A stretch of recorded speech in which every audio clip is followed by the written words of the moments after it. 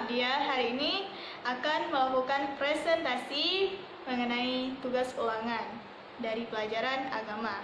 Jadi kita udah lihat nih ada 5 pertanyaan. Saat ini ada 5 pertanyaan yang diberikan dan insya Allah saya akan menjawabnya satu persatu.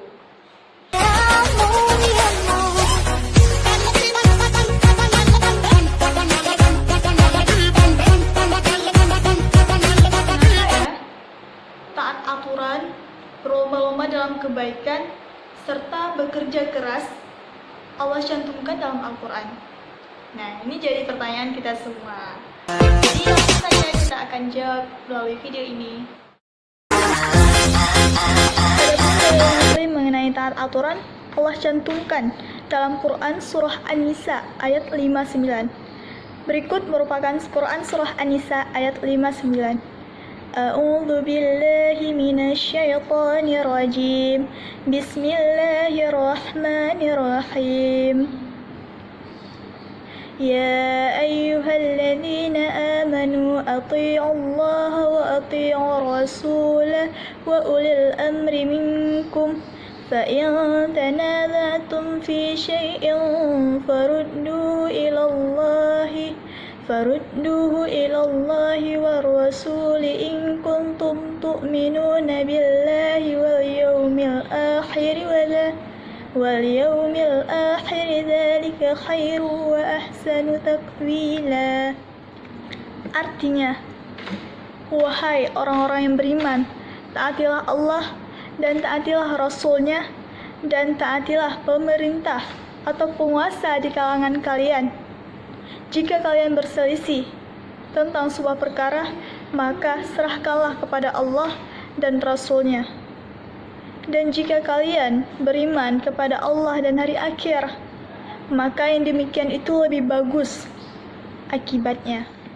Baiklah, inilah dalil nakli mengenai bekerja keras yang Allah cantumkan dalam Quran Surah At-Taubah ayat 105.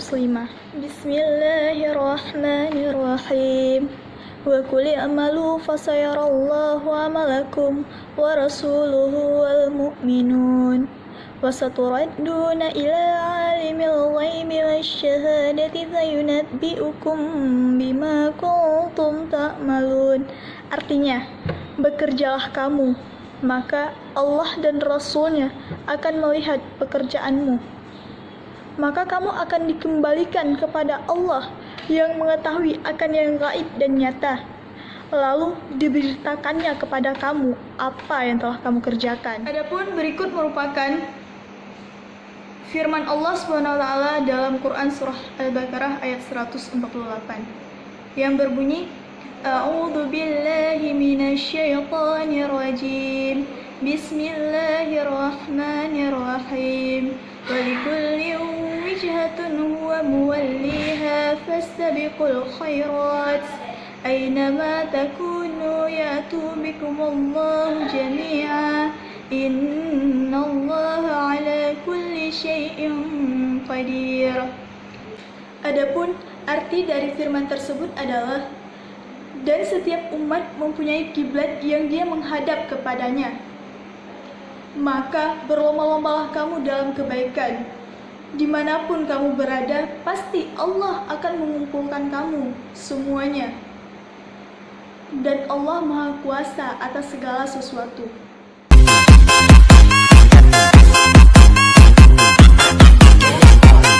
Setelah tahu nih dalil-dalil nakli yang tercantum dalam Al-Quran mengenai 3 perkara tadi, jadi kita bisa ambil kesimpulan mengapa Allah mewajibkan kita untuk taat aturan, untuk berlomba-lomba dalam kebaikan, untuk bekerja keras. Jadi masing-masing ketiga perkara ini punya maksud dan tujuan yang jika kita mau memahaminya, mau mempelajari tentang ini, kita pasti bakalan menaati apa-apa yang Allah wajibkan, apa-apa yang Allah anjurkan kepada kita. Karena ingat, setiap yang Allah wajibkan, setiap yang Allah suruh, itu semuanya untuk kebaikan manusia.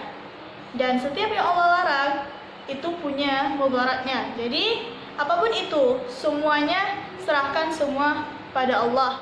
Jadi langsung saja, agar mempermudah kita untuk paham, Kenapa Allah menyuruh kita untuk taat aturan? Yang pertama, karena dengan mentaati aturan, Allah punya maksud agar manusia ini menjadi manusia atau makhluk-makhluk yang taat, yang disiplin, dan makhluk yang bahagia hidup di dunia maupun akhirat.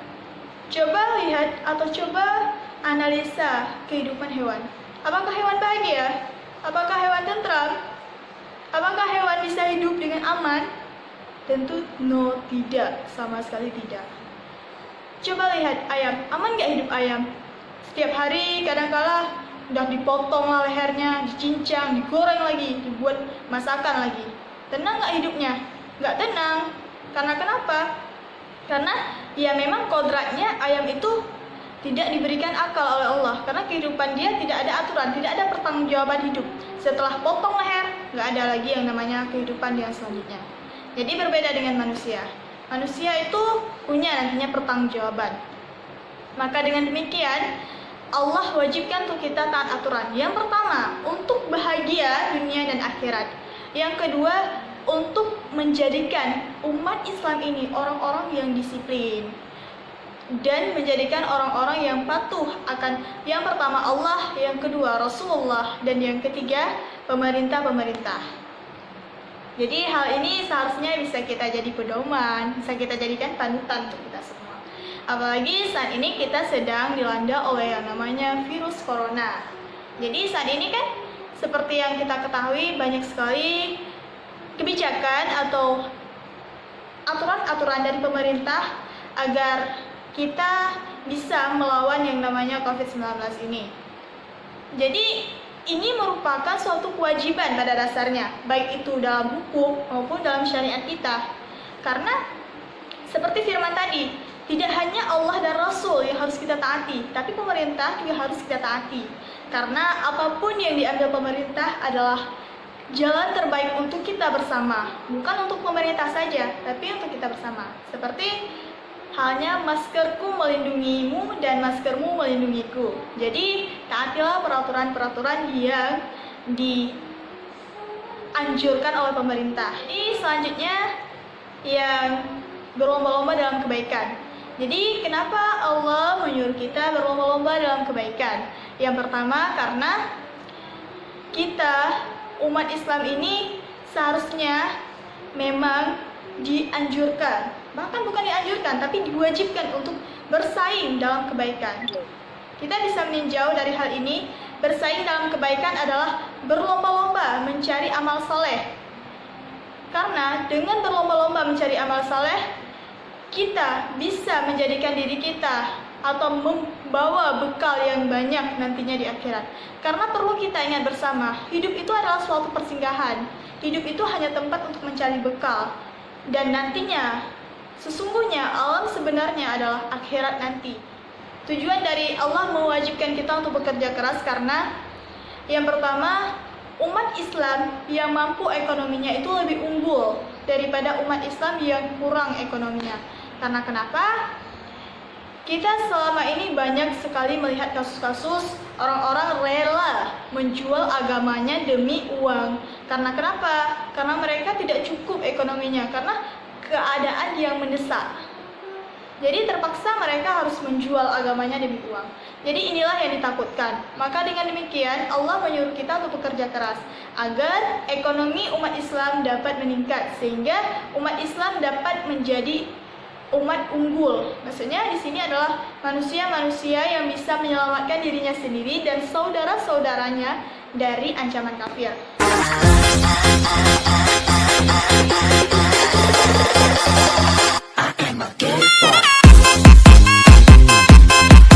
Jadi menurut pendapat saya, orang-orang yang menganggap mengemis itu sebagai profesi pada dasarnya tidak layak untuk dikatakan suatu pekerjaan. Jadi pertanyaannya kan, selama ini banyak sekali orang-orang yang malas dalam bekerja dan menjadikan mengemis ini sebagai sarana untuk mencari uang, untuk mencari kebutuhan nafkah hidupnya. Jadi menurut saya hal ini sangat tidak baik untuk dicontoh. Apalagi selama ini banyak sekali pengemis-pengemis yang berpura-pura cacat, berpura-pura sakit untuk atau demi mendapatkan uang yang tidak seberapa itu. Yang di sini intinya karena malas untuk bekerja. Dan orang-orang seperti ini nantinya pada hari kiamat mereka akan datang dengan wajah yang tidak ada daging. Dalam satu riwayat dikatakan seperti itu. Jadi kita perlu ingat bahwa jangan pernah menjadikan meminta-minta itu menjadi sebuah kebiasaan.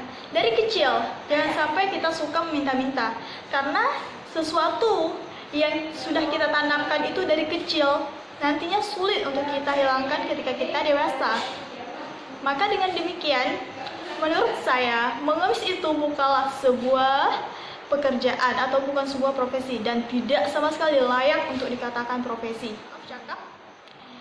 Kita tahu setiap orang itu capek dalam mencari nafkah. Mereka bahkan harus banting tulang. Kita nggak tahu bagaimana susahnya mereka itu yang memberikan uang dalam mencari nafkahnya. Dan kita atau siapapun itu yang menjadi pengemis hanya meminta-minta. Namun di sini harus digarisbawahi ya, pengemis macam apa yang tidak boleh di sini. Pengemis yang sehat jasmaninya, dia masih kuat untuk bekerja dan dia masih muda dan masih bisa mampu untuk memikul beban berat. Itu sama sekali tidak boleh untuk mengemis, haram hukumnya.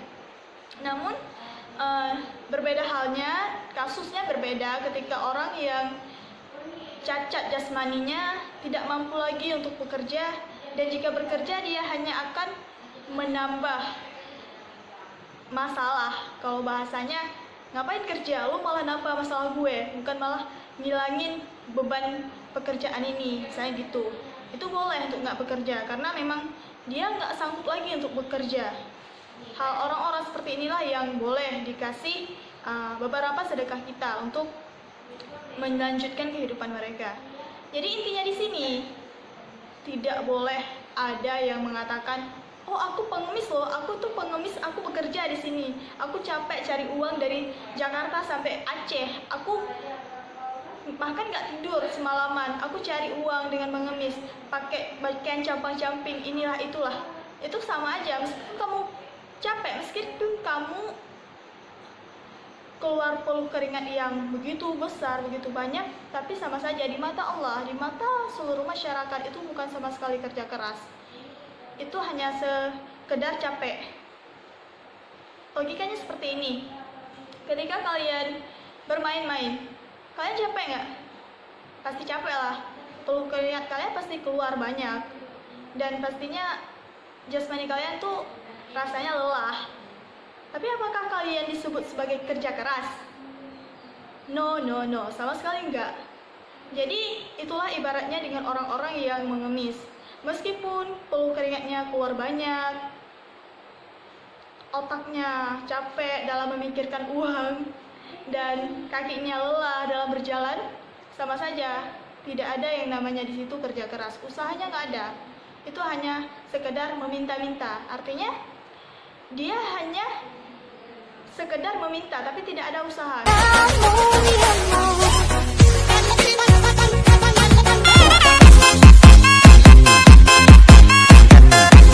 Nah, ini soal mudah nih. Kenapa saya katakan mudah? Karena di sini cuman analisa kita tentang sebuah aturan yang cukup sering dilanggar di daerah kita.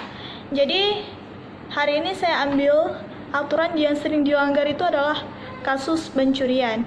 Jadi mengenai hal mencuri, pernah nggak kita berpikir mengapa orang bisa mencuri?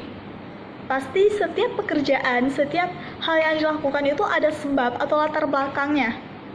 Dan jadi pastinya mencuri ini, seseorang yang melakukan pencurian atas dasar apapun itu, dia punya alasan tertentu dan alasan itu pastinya berbeda-beda. Namun jika ditinjau dari teori Common Man-Deaf Syndrome, di situ tertera bahwa seseorang yang melakukan pencurian itu dilatar belakangi oleh kebutuhan. Kebutuhan di sini artinya seseorang yang mencuri itu pastinya punya alasan tertentu yang membuat dia, yang mendorong dia untuk mencuri. Jadi inilah merupakan sebabnya kenapa orang. Baiklah, akibat dari mencuri ini pastinya banyak ya. Walaupun banyak, tapi masih banyak ya orang yang mencuri saat ini yang melanggar norma. Tapi ya sudahlah, itu urusan mereka. Tapi yang jelas di sini saya akan memberikan beberapa solusi agar semoga masalah ini bisa sedikit terminimalisir lah setidaknya. Jadi yang pertama, poin pertama, apa sih akibat dari orang-orang yang melanggar aturan mengenai pencurian ini?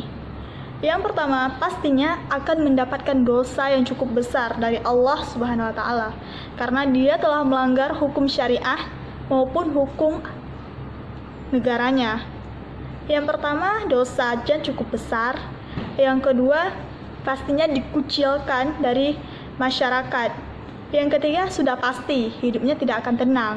Rasa bersalah, ketakutan akan ditangkapkah atau disiksa nanti di hari akhirat pasti terbayang di pikiran maupun benak si pencuri.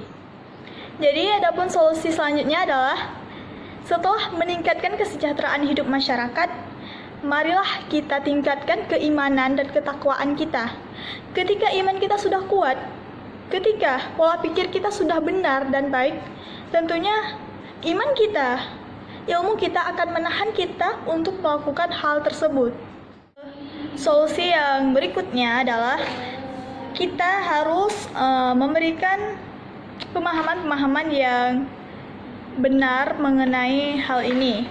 Jadi pemahaman tentang agama pun sangat dibutuhkan di sini. Jadi kan tadi kita udah bahas nih tentang solusi-solusinya. Dan gak kalah penting, kita harus tahu juga dan perlu kita jadikan jadikan pelajaran untuk bersama bahwa kejahatan itu tidak akan pernah terjadi apabila tidak ada yang namanya kesempatan. Tidak semata-mata orang yang melakukan kejahatan itu punya niatan.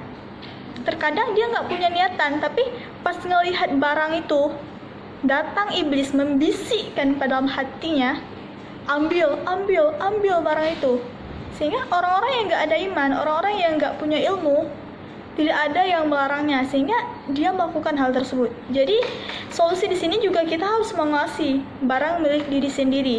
Jangan sampai kita memberikan peluang untuk si pencuri mengambil barang milik kita. Dan yang terakhir mungkin dari saya adalah tingkatkan keamanan di lingkungan kita. Oke, lanjut lagi ke soal berikutnya. Jadi soal sekarang kita bakal bahas tentang pemulasaran jenazah. Kalau dengar kata-kata jenazah pasti keinget kan, pastinya kita nanti bakal jadi jenazah semua. Mungkin saat ini belum, pastinya akan kita nyusul orang-orang itu. Jadi kita perlu tahu nih tentang pemulasaran jenazah. Dan awalnya atau untuk menjawab soal di atas, kita juga harus paham tentang pemulasaran jenazah. Jadi pemulasaran jenazah itu adalah sebuah peralatan jenazah, misalnya memandikan, mengkafankan, mensolatkan, dan menguburkan. 4 perkara ini merupakan tata cara dalam pemulasaran jenazah. Jadi untuk menjawab pertanyaan di atas kan berkaitan dengan pemulasaran jenazah. Jadi di situ tertera kenapa mayit atau jenazah manusia itu harus dilakukan pemulasaran jenazah, sedangkan bangkai binatang itu sama sekali tidak dilakukan pemulasaran bangkai gitu kan. Jadi ini pertanyaan yang seharusnya simple untuk dijawab karena intinya di sini manusia adalah sesempurna-sempurnanya ciptaan Allah. Jadi lanjut ke alasan yang kedua. Alasan yang kedua, kenapa manusia atau jenazahnya itu dilakukan perawatan, sedangkan bangkai itu sama sekali tidak dilakukan dan langsung dikuburkan. Jadi yang pertama, kita pernah dengar nggak kalau nantinya binatang itu sama sekali tidak akan ada pertanggungjawaban. Semua binatang nanti yang hidup di dunia ini semuanya pada hari kiamat nanti akan menjadi debu yang bertebaran. Jadi binatang-binatang itu tidak ada pertanggungjawabannya. Makanya mereka itu hidup di dunia ini tidak ada yang namanya aturan. Berbeda dengan manusia. Manusia itu hidup, setelah hidup adanya lagi kehidupan, adanya lagi nanti di hari kiamat. Jadi berangsur-angsur. Jadi hidup mati itu bukan suatu game over. Misalnya maksud game over itu mati itu bukan berarti oh udah selesai nih, berarti nggak ada lagi kehidupan. Enggak, sama sekali enggak. Makanya dari itu ketika seseorang mati maka dia akan menghadap dengan Sang Pencipta. Jadi oleh karena itulah jenazah itu harus dibersihkan. Ibarat katanya begini teman-teman, ketika kita ingin bertemu dengan seorang pejabat, pastinya kita harus bersiap-siap loh. Kita harus pakai baju yang rapi, kita harus pakai wangi-wangian, mandilah, ginilah atau itulah. Jadi kita harus gimana ya, harus siap 100% gitu. Jadi gitu juga sama halnya dengan orang meninggal ini, dia akan menghadap dengan Sang Pencipta. Jadi harus dibersihkan, harus dilakukan perawatan jenazah agar nantinya kalau ibarat katanya jangan sampai menghadap dengan keadaan yang tidak bersih atau tidak rapi seperti itu. Selain itu, alasan yang paling mendasar adalah mayit itu sangat-sangat bau. Jika dibandingkan dengan bangkai kucing, tidak seberapa baunya dengan bangkai manusia atau maaf cakap secara halusnya jenazah manusia. Coba deh kalau nggak percaya, sehari saja letakkan jenazah di dalam rumah, bagaimana baunya? Subhanallah, pastinya sangat menyengat. Nggak ada yang sanggup seorang pun pastinya. Secinta apapun kalian sama keluarga kalian nantinya, misalnya, oh aku tuh sayang banget sama ibu aku nanti kalau ibu meninggal aku mau ibu aku ditanam, aku mau ibu aku tetap dimasukkan di dalam kamarnya. Coba cium, sehari sanggup nggak? Jangan sehari, sejam saja itu udah baunya menyengat sekali. Jadi secinta apapun manusia pasti nantinya akan terputus oleh yang namanya maut. Jadi di sini udah jelas kan kenapa manusia sama hewan itu berbeda diperlakukannya. Karena yang pertama, manusia itu memang sesempurna-sempurnanya ciptaan Tuhan adalah kita manusia. Jadi jangan sia-siakan keistimewaan yang diberikan oleh Allah. Jangan sampai kita menjadi orang-orang yang nikmat, yang kufur akan nikmat, seperti yang tertera dalam surah Ar-Rahman dengan fabi ayyi ala'i rabbikuma tukadziban. Maka nikmat Tuhanmu apakah yang engkau dustai? Maka itu sebagai panutan untuk kita bahwa jangan jadikan diri kita sebagai orang-orang yang kufur akan nikmat. Karena orang-orang yang kufur akan nikmat adalah orang-orang yang nantinya akan diazab oleh Allah SWT di hari akhirat nanti. Jadi yang kedua, karena manusia itu bangkai atau jenazahnya itu sangat berbeda dengan bangkai binatang. Jadi baunya itu sangat menyengat. Jadi nggak mungkin kalau tidak dirawat dulu jenazahnya agar bau-baunya itu tidak terlalu menyengat. Dan kenapa bangkai binatang itu dikuburkan tidak terlalu dalam sedangkan jenazah manusia itu sangat dalam? Agar tujuannya bau jenazah itu tidak naik ke atas permukaan orang-orang yang hidup. Jadi alasan yang ketiga, karena manusia itu semata-mata hidupnya bukan berarti game over setelah mati, enggak. Ada yang namanya kehidupan selanjutnya, yaitu alam barzakh. Setelah alam barzakh ada namanya alam selanjutnya lagi. Jadi maka oleh karena itu manusia ini harus diperlakukan secara baik, secara benar meskipun itu sudah mati. Selain menghargai orang yang sudah mati ini, juga menghargai sang pencabut nyawa, yaitu malaikat Israel yang diutus oleh Allah untuk mencabut nyawa. Jadi disitulah kenapa kita manusia ini diperlakukan sangat berbeda dengan makhluk-makhluk Allah yang lainnya. Jadi gini, itulah beberapa alasan menurut saya.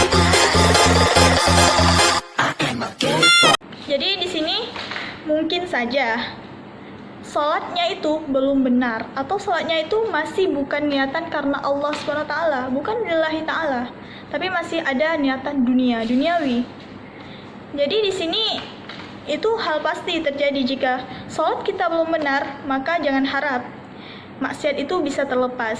Karena pada dasarnya, sejatinya sholat itu adalah amal ma'ruf nahi mungkar, amal yang bisa mencegah sesuatu yang mungkar, keji. Jika orang-orang sudah salat, pastinya perbuatan-perbuatan keji, perbuatan-perbuatan yang dilarang oleh Allah akan dijauhinya. Mengenai kasus ini, Rasulullah SAW juga pernah menyinggung pada sahabatnya mengenai kasus tentang orang-orang yang nampak beriman, nampak berbuat saleh di depan orang-orang, namun di belakangnya di tempat yang sunyi mereka menerjang larangan Allah SWT.